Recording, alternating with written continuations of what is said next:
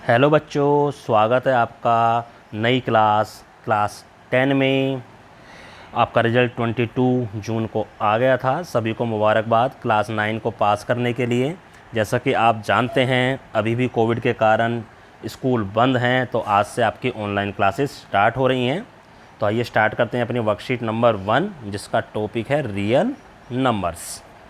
ठीक है, देखो नंबर्स के बारे में हमने क्लास 9 में भी पढ़ा था। वहाँ पर हमने कौन कौन सी इरेशनल रेशनल नंबर तक हमने सब कुछ समझ लिया था क्या होता है, और जितने भी नंबर्स हैं उन सबको कंबाइन करके हम रियल नंबर्स बोलते थे। देखो यहाँ दे रखा है को प्राइम नंबर्स। को प्राइम नंबर्स कौन से होते हैं? Two numbers which have only one as their common factor. जैसे 3 और 4, इनका कॉमन फैक्टर क्या है? 1, क्योंकि ये 1 से ही भाग हो सकते हैं दोनों, और किसी से भाग नहीं हो सकते। तो ऐसे दो नंबर जो सिर्फ 1 से भाग हों, उनको हम को प्राइम नंबर्स बोलते हैं। अब आ गया इरेशनल नंबर। रेशनल नंबर तो हमने पिछले साल पढ़ लिया था। अब जो नंबर रेशनल नहीं होते उनको हम इरेशनल बोलते हैं। A number that is not rational is called irrational. सीधी सी बात है।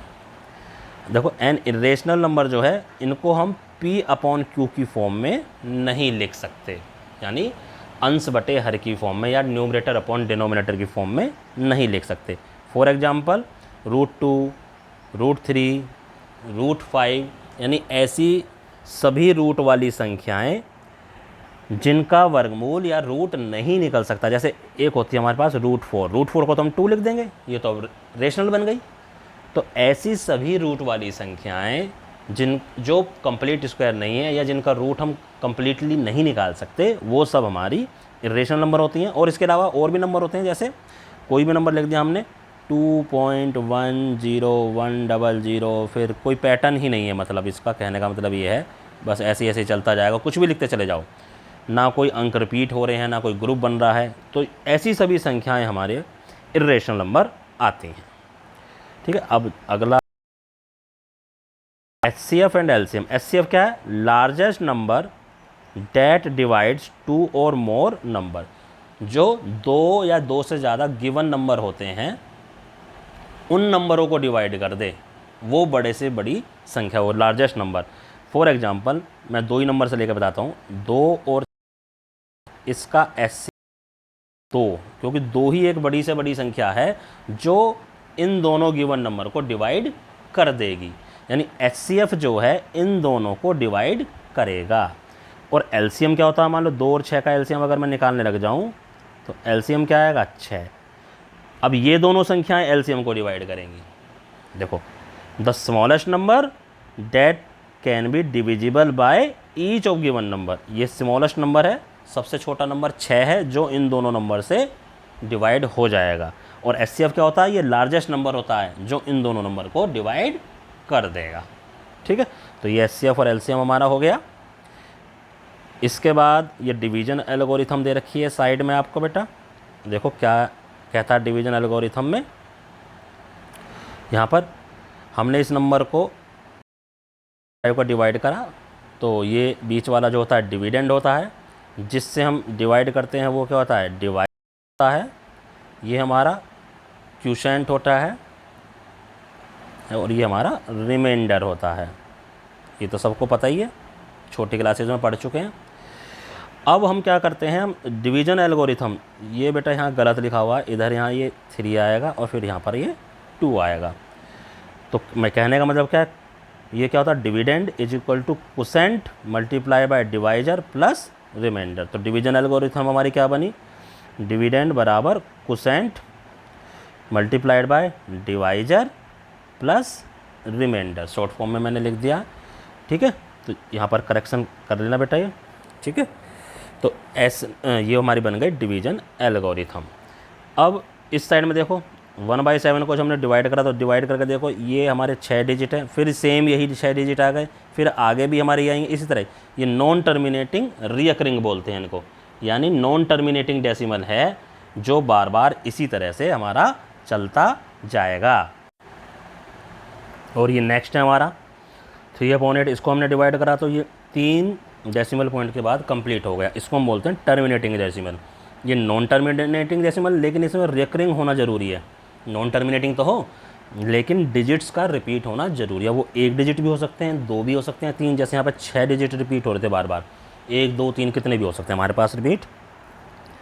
एक आ गया √2। जब इसको हम √ निकालेंगे तो देखो इस तरह के आ रहे हैं। एक तो ये नॉन टर्मिनेटिंग है, ठीक है, और नॉन रिकरिंग है, कोई भी डिजिट इसमें रिपीट नहीं हो रहा।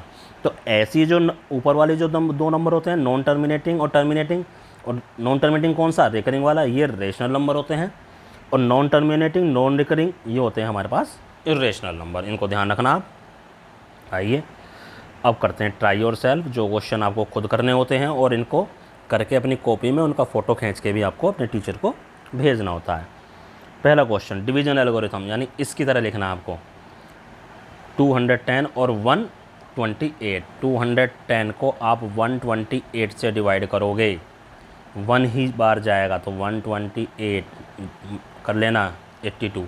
तो डिवीजन एल्गोरिथम के अकॉर्डिंग क्या आएगा, डिविडेंड, डिविडेंड के बाद कोसेंट, कोसेंट क्या है 1 इंटू डिवाइजर प्लस रिमाइंडर। बस कंप्लीट, इतना ही क्वेश्चन करना था ये।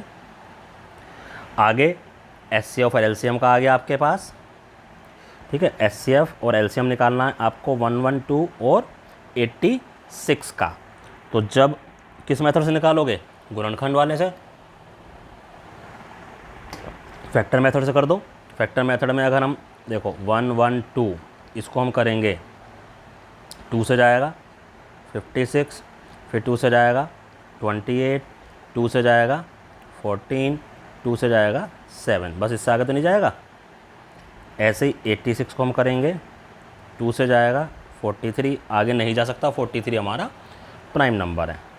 तो अब ध्यान से देखो 112 इसके आ गया 2 की पावर 4 इंटू 7, 7 की पावर 1 लिख सकते हैं, 86, और इसको हम लिख सकते हैं 2 इंटू में 43, यानी दोनों की पावर 1 है। अब हम क्या करेंगे, इसको दोबारा से लिख लेते हैं।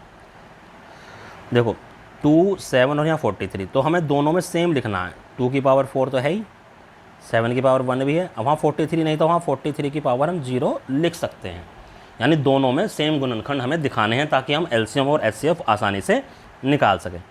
ऐसे ही 86 को भी मैं लिख सकता हूँ, 2 की पावर 1 हो गया, वहाँ से अब देखो मल्टीप्लाई, यहाँ पर 7 आ रहा, तो 7 नहीं है तो 7 की पावर 0 लिख सकते हैं हम ऐसे, और यहाँ 43 की पावर 1, ठीक है। हमने ऊपर 43 नहीं था, ऊपर 43 इस टाइप से लिख लिया, ठीक है, और नीचे 7 नहीं था तो 7 हमने इस टाइप से लिख लिया। अब देखो HCF और LCM निकालना बहुत आसान है।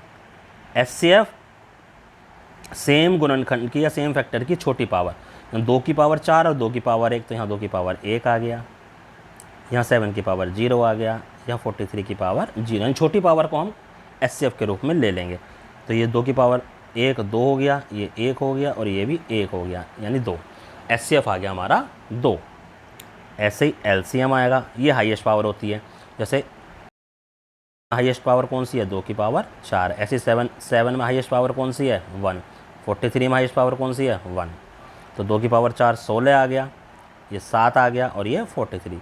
इसको मल्टीप्लाई कर लेना, जो भी कुछ आएगा डेट विल बी और LCM। बाद में आपको क्या करना है, ये भी शो करना है, इन दोनों को मल्टीप्लाई कर लेना। HCF की वैल्यू यहाँ 2 आई थी, और LCM की जो भी आएगी इन दोनों को मल्टीप्लाई कर लेना, चेक कर लेना दोनों बराबर आ रहे हैं अथवा नहीं आ रहे हैं। तो यहाँ पर ये क्वेश्चन हमारा कंप्लीट होता है। थर्ड करने से पहले हम यहाँ लिख देते हैं, ये इरेशनल नंबर की डेफिनेशन है, यहाँ इरेशनल नंबर आ जाएगा। The decimal extension of irrational number is non terminating non recurring, अभी हमने यहाँ पर देखा था, ठीक है। अब कहता है what type of decimal expansion are these, ये टर्मिनेटिंग है, नॉन टर्मिनेटिंग है, रिकरिंग है, नॉन रिकरिंग है, कैसे हैं। देखो एक मेथड तो ये है, ऊपर जैसे डिवाइड करके आप इनको कर लो, डिवाइड करके आप चेक कर लोगे। एक तो ये है, मैं बिना डिवाइड करने वाला बता रहा हूँ, डिवाइड करने वाला आप इसको खुद कर लेना। सबसे पहले देखो ये डिवीजन क्या सिंपलेस्ट फॉर्म में है, यानी क्या ये इसको हम और सिंपल बना सकते हैं, यस। इसमें देखो न्यूमरेटर और डिनोमिनेटर दोनों 2 से कट सकते हैं, तो 2 8 16 और 2 दूनी 4, 2 6 12, फिर कर सकते हैं 41/3। तो ये क्या आ गया हमारे पास, ये आ गया 41/3। आपको सिर्फ ये चेक करना है नीचे जो डिनोमिनेटर है इसके फैक्टर क्या हैं, इसका फैक्टर में 3 है। अगर 2 और 5 इसके अलावा कोई भी फैक्टर आ रहा है तो ये नॉन टर्मिनेटिंग होगा। ठीक है, नॉन टर्मिनेटिंग और रिकरिंग होगा। ठीक है, तो कैसा है ये, क्या लिखोगे, नॉन टर्मिनेटिंग और रिकरिंग। क्यों रिकरिंग क्यों है, क्योंकि पी बटे क्यू के रूप में लिखा हुआ है, तो रिकरिंग तो होना ही होना है। ठीक है ना, रेशनल नंबर तो हैं ये सारे के सारे। ठीक है, ऐसे ही इसमें देखो अब नीचे क्या है, 7 है, ये भी 2 और 5 के अलावा ही है, तो इसका भी यही होगा। इसको सिंपलेस्ट फॉर्म में लाओगे 5 से डिवाइड करके, तो ऊपर आ गया 20, नीचे आ गया 3, अब नीचे फिर से 3 आ गया, ये भी 2 और 5 के अलावा है। यानी नीचे सिर्फ 2 होना चाहिए या 5 होना चाहिए, चाहे 2 और 5 कितनी भी बार आ रहा हो, उससे कोई फ़र्क नहीं पड़ता, लेकिन सिर्फ 2 और 5 ही होने चाहिए, तो वो टर्मिनेटिंग बन जाएगा, अदरवाइज वो नॉन टर्मिनेटिंग रिकरिंग ही रहेगा। तो सारे के सारे कैसे हैं, नॉन टर्मिनेटिंग रिकरिंग। रिकरिंग का मतलब रिपीट हो रहा है इसमें कुछ ना कुछ। तो इस तरह से चारों क्वेश्चन कंप्लीट होते हैं। अब ये चारों क्वेश्चन आपको अपनी कॉपी में साफ साफ करने हैं और अपने अपने टीचर को व्हाट्सएप पर सेंड कर देने हैं। धन्यवाद।